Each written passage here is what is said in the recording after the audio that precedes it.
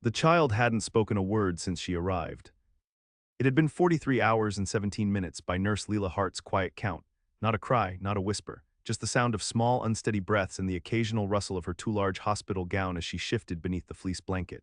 Her name was Isla Vale, 8 years old, the daughter of Conrad Vale, a man whose face appeared regularly on business magazines and morning financial segments. One of the richest men in the country, they said. The kind of man who could buy his way out of almost anything, except, apparently, his daughter's silence. Isla had been brought in after a house fire, that much Leela knew. The blaze tore through the estate's west wing and scorched part of the second floor. No one else had been inside at the time. Isla had been found in the hallway by the stairs, clutching a stuffed rabbit with singed ears. No burns, no smoke damage to her lungs, physically untouched, they said, but Leela had long learned that some wounds left no marks on the skin. The pediatric ward on the sixth floor was soft with color and quiet, decorated with watercolor murals and hand-painted stars that glowed faintly in the dark. Isla was given the corner room, room 612, which faced a small courtyard where birds often perched on the railing and sunlight slanted in golden stripes through the blinds. Leela had worked there for 5 years. She knew how to soothe scared children, how to coax smiles from stubborn lips, how to be patient when fear rooted too deep to be eased in a single shift. But Isla was different. She didn't resist. She didn't cry or flinch. She simply watched, her eyes wide and dark as the ocean before a storm. Her father had arrived hours after Isla did. Conrad Vale entered like a man used to commanding rooms, with an entourage and a three-piece suit that hadn't been wrinkled by the rush.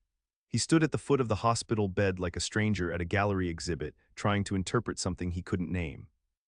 "She hasn't spoken," he asked. "No, sir," Leila said, "but she's stable, no injuries." He nodded once, his jaw tight, gaze flicking to Isla and then away again. He didn't reach for her, he didn't sit down. Layla's heart sank. After he left, promising to send someone and muttering something about logistics and renovations, Leela sat by Isla's bed and watched her trace invisible shapes on the blanket.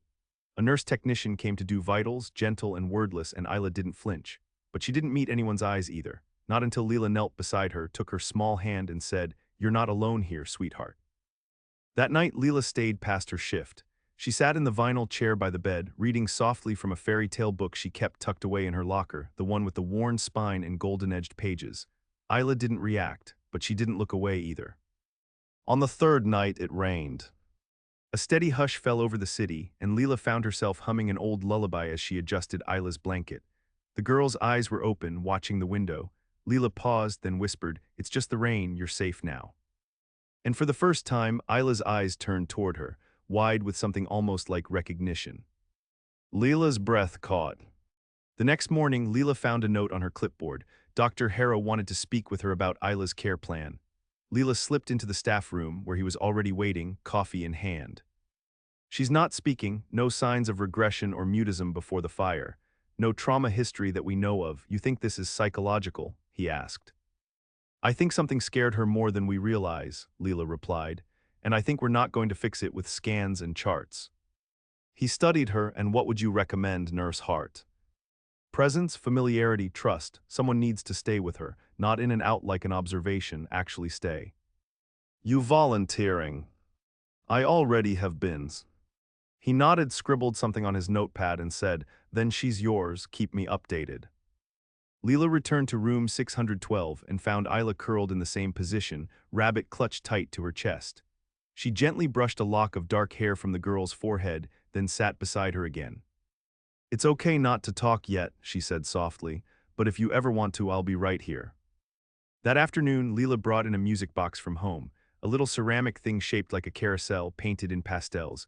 She set it on the windowsill and let it play. The tune was soft, wistful, a lullaby her own mother used to hum when she couldn't sleep. Isla didn't speak, but when Leela glanced up, she was watching the music box with eyes that shimmered. Later that night, when the ward quieted and Leela returned with a mug of tea and another book, she paused in the doorway. Something small and fragile unfurled inside her. Isla had placed the rabbit by the pillow and was holding the edge of the music box with one tiny hand, as if it tethered her to something just out of reach. Leela smiled and whispered once more, "You're safe now." And this time, Isla blinked slowly, her shoulders softening just enough to tell Leela that the words had settled somewhere they were meant to land. The silence still held, but it no longer felt empty. It felt like the breath before a voice finds its way back home. The hospital became a rhythm.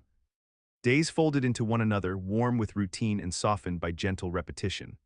Leela brought coloring books, though Isla never touched the crayons. She read stories in a quiet, even tone, letting the rise and fall of her voice fill the silences.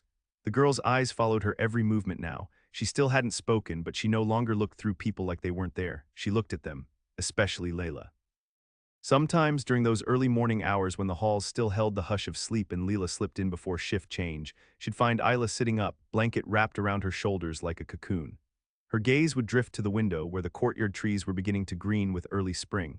She never smiled, but her hands, once tightly curled fists, had relaxed. The child psychiatrist, Dr. Malik, began meeting with her twice a week.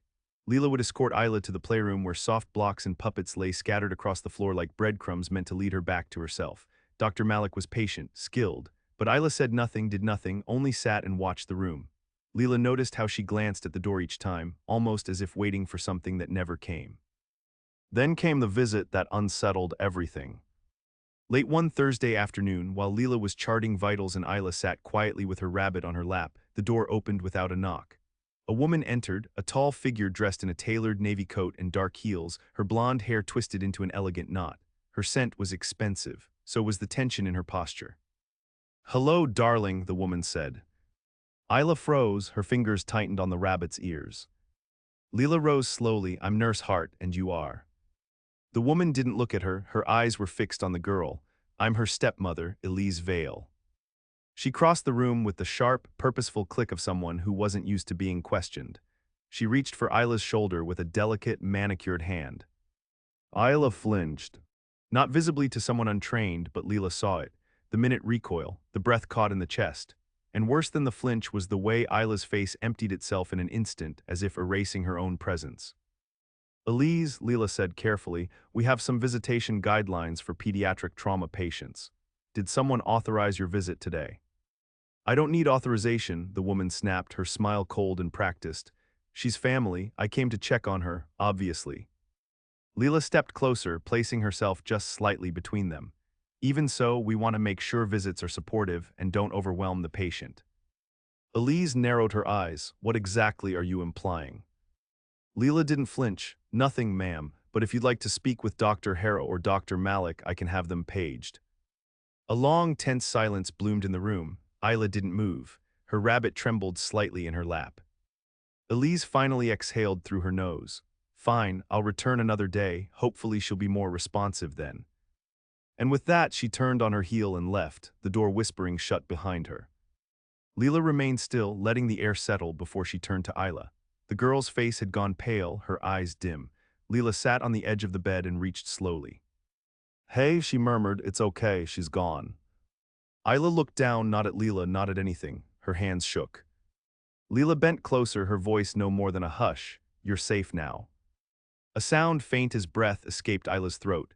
Not a word, not a syllable, just a whimper like something trying to be born. The next day, Leela stayed after her shift again, though no one asked her to. She brought a small tin of paper stars. One of the other nurses had taught her how to fold them, and she found the process soothing. She placed the tin on Isla's bedside table and folded one slowly in front of her. "It's okay if you don't want to talk," she said gently. "You don't have to, not until you're ready, not even then." Isla watched her fingers fold the colored paper. After the third star, she lifted her hand and picked up a blue strip. Her movements were clumsy, uncertain, but deliberate.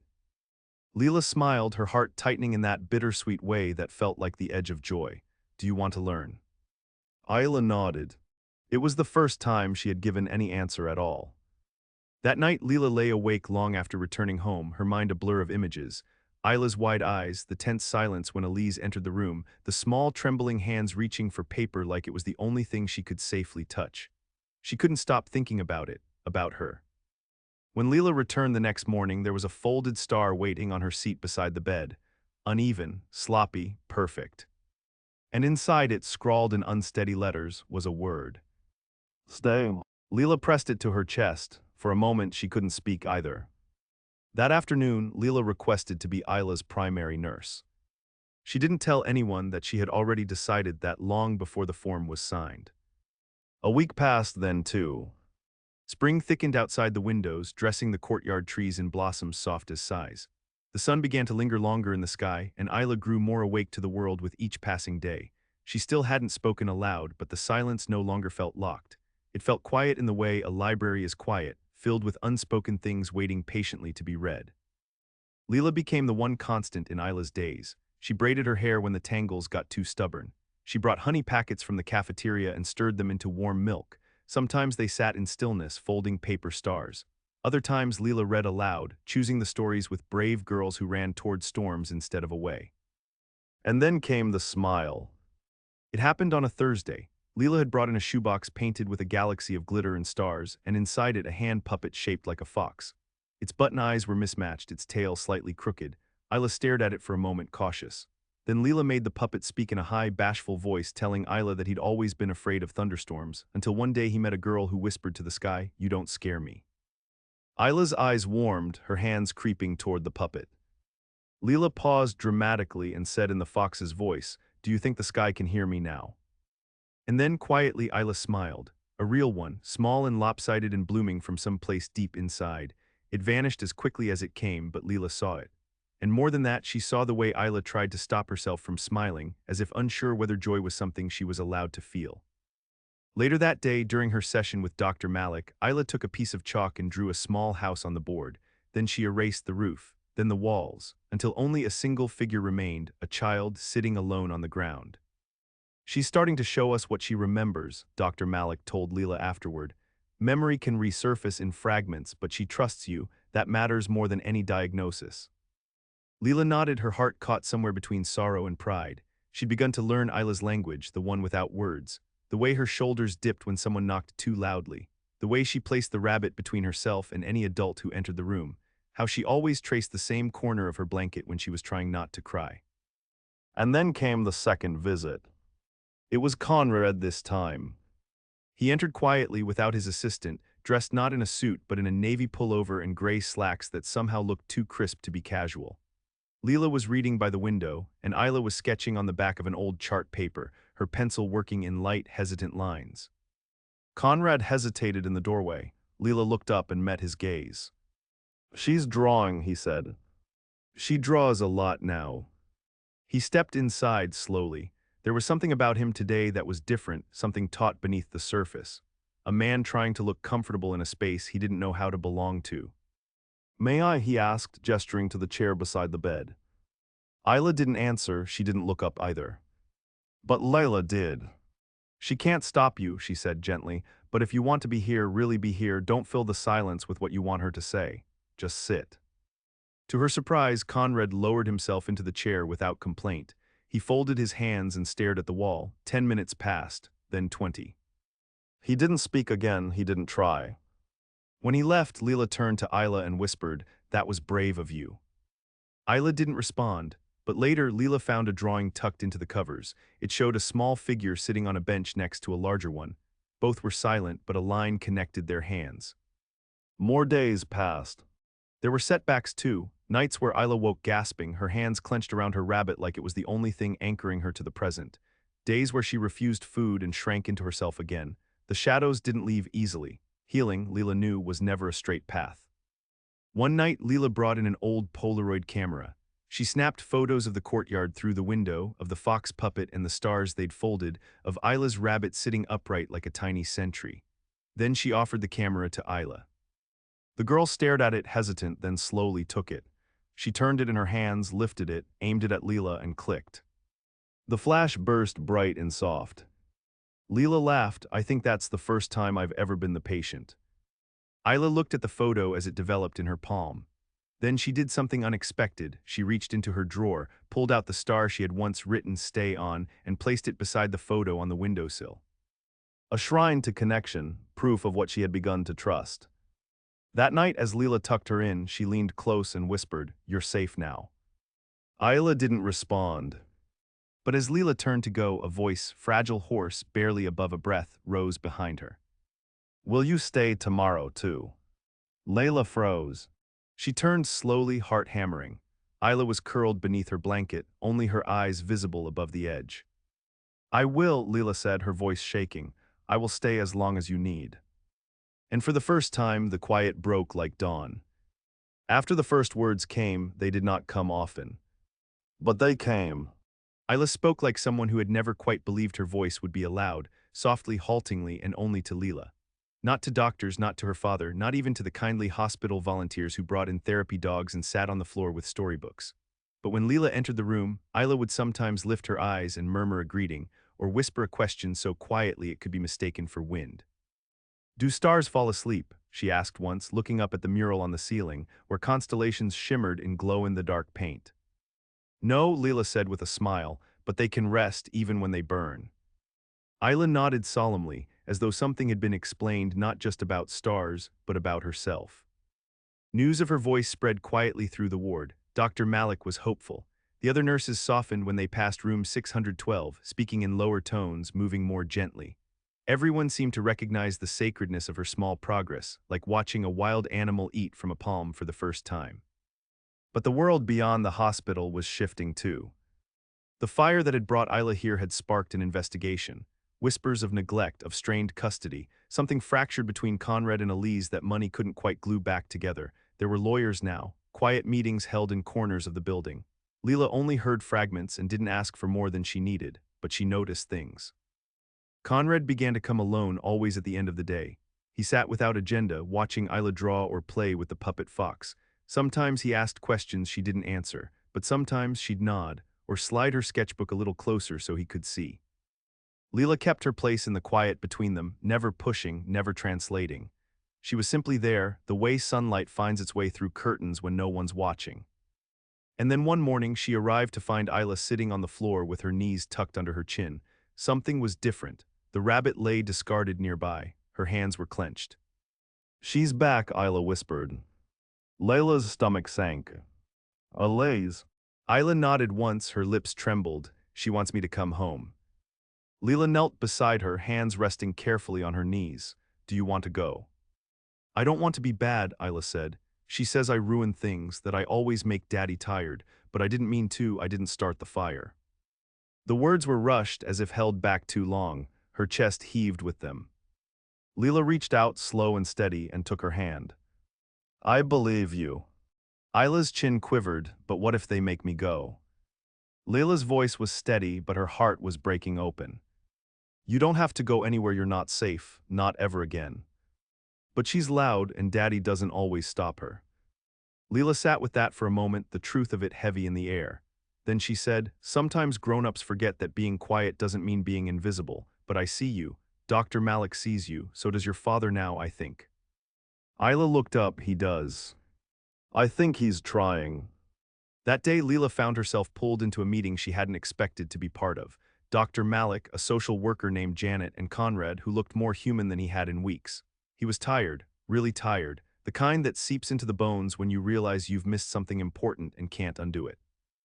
"She talks to you," he said. "She trusts you." Leela nodded, unsure where this was going. "I'm not good at this," he said, gesturing helplessly. "I never was. Elise handled the details. School, bedtime. I thought I was giving Isla everything she needed. Turns out I didn't even know what that was." Janet's voice was calm. "Conrad, custody arrangements are flexible, but only if Isla is placed in an environment where her emotional safety is prioritized. Right now, she's speaking to one person, that's Nurse Hart." He turned to Leela then, something vulnerable and searching in his eyes. "She asked if you'd stay, if she left the hospital. I know that's not your job, but is there a way, could we find a way?" Leela didn't answer right away. She felt something deep in her chest shift, a line being crossed, not in professionalism, but in purpose. "Where would she go?" she asked. "I bought a place outside the city," he said. "Smaller, quieter, somewhere she can breathe."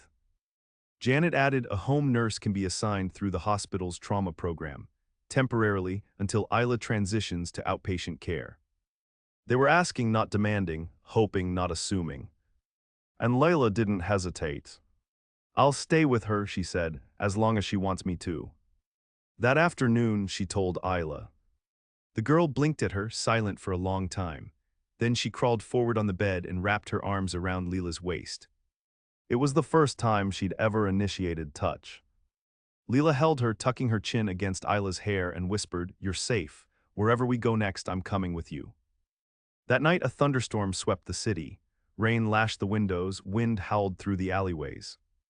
But in room 612, Isla fell asleep with her hand in Leela's. the rabbit nestled between them. The silence that once haunted the room had changed. It wasn't absence anymore. It was peace. The house was small, just like he promised.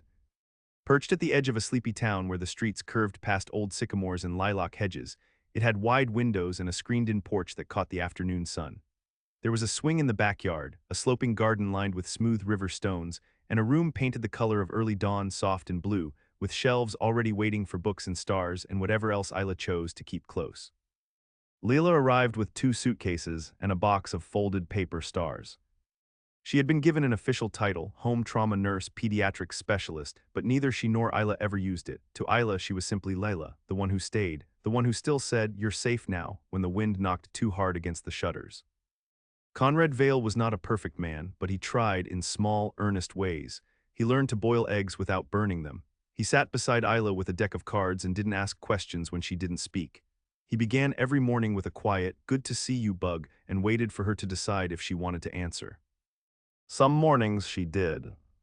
Healing unfolded slowly, like a flower in uncertain weather. There were days Isla didn't speak and days she did. Nights she called for Leela with tears in her throat, and mornings she sat at the kitchen table humming softly to herself. She drew constantly now, foxes and stars, houses with open windows and wild gardens, a little girl holding the string of a red balloon floating just out of reach. One afternoon, as Leela was planting lavender in the yard, she heard footsteps behind her. Isla stood there, a sketchbook hugged tight to her chest. "I made something," she said, voice thin as thread. Leela brushed her soil-stained hands on her jeans and knelt. "Can I see?" Isla nodded and flipped the pages. It was a picture of the hospital room, room 612, complete with the paper stars on the windowsill and the music box on the table. But the window was open in the drawing, and outside, a path of stepping stones led to a small cottage under a flowering tree. On the porch sat a girl, a fox puppet, and a woman reading a book. Beneath it, in careful letters, Isla had written, "This is where I go when I remember that I'm not alone." Leela blinked back the burn in her eyes. "That's beautiful," she whispered. Isla hesitated. "You don't think it's silly?" "I think it's everything." Weeks passed, then months. Spring gave way to summer. The scent of honeysuckle drifted through the windows, and the garden bloomed as if it had been waiting for a child's laughter to wake it. Sometimes Leela would hear Conrad humming a tune he didn't know the words to while cooking breakfast. Sometimes Isla would twirl in the hallway just because the air felt kind. One night, long after the dishes had been washed and the sky had turned dark, Leela sat on the porch steps with Isla curled beside her, her head resting on Leela's arm. Fireflies blinked in the tall grass. The world was hushed and gentle. "Layla," Isla murmured. "Yes, love. Do you think I'll always remember the bad parts?" Leela exhaled slowly. She brushed a hand through Isla's hair. "Maybe," she said honestly, "but you'll remember other things too, the stars, the drawings, the people who stayed." Isla was quiet for a while, then softly, "I think I'm not afraid of the dark anymore." Leela smiled. "That's because you carry your own light now." And Isla, brave and blinking and stronger than she knew, whispered, "That's because you gave it back to me." A few days later, Leela packed the last of the paper stars into a small jar and placed it on Isla's nightstand. She stood by the doorway for a long time, watching her sleep. She thought about how it all began, the silence, the hurt, the house that burned, the girl who wouldn't speak. And how healing never looked the way you expected. It wasn't grand or loud. It was quiet as breath. It was folding stars and whispered promises and choosing over and over to stay. And now there was no more running. Isla was safe and she knew it. The child who wouldn't speak had found her voice. Not because someone forced her to. Not because the past vanished. But because one person knelt beside her and said the words no one else had. "You're safe now." And meant them every single time.